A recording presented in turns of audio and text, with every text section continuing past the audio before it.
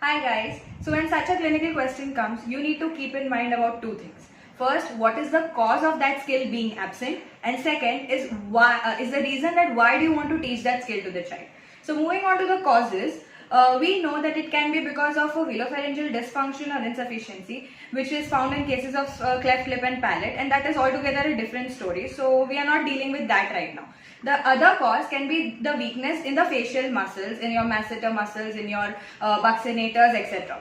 Now the reasons that why do you want to teach this is I'm assuming that there is a speech sound difficulty, that means an articulation problem due to not being able to produce a good intraoral pressure, and because of that a speech sound disorder is there, or there can be a feeding issue where he is not able to manage the food properly in his mouth.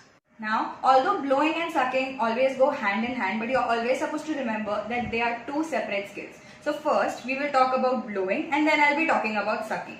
Now for blowing, you're going to teach the child this exercise so to build a good intraoral pressure for saying the pressure consonants, right? So for blowing, you can use activities like blowing bits of paper, blowing thermocol balls, you can use whistles, you can use blowing off the candles, and you can be as creative as possible, like asking the child to do racing by blowing the bits of paper from one end to the other end or something like that. Also, you can do this, that you can ask the child to say ha first so that he understands the flow of air coming out of the mouth, and gradually you shape that ha by lip rounding to. So you can teach it like that. Now you need to remember that for blowing and sucking, you need to individually work on your facial muscles, your buccinator muscles, your masseter muscles, your lip muscles and your jaw muscles. So individual strengthening exercises of your lip and jaw is very necessary along with doing those blowing activities.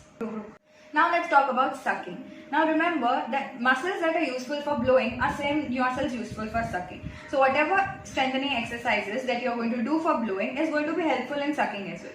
But you need to remember that sucking is not useful for any of the speech related activity or any speech sound.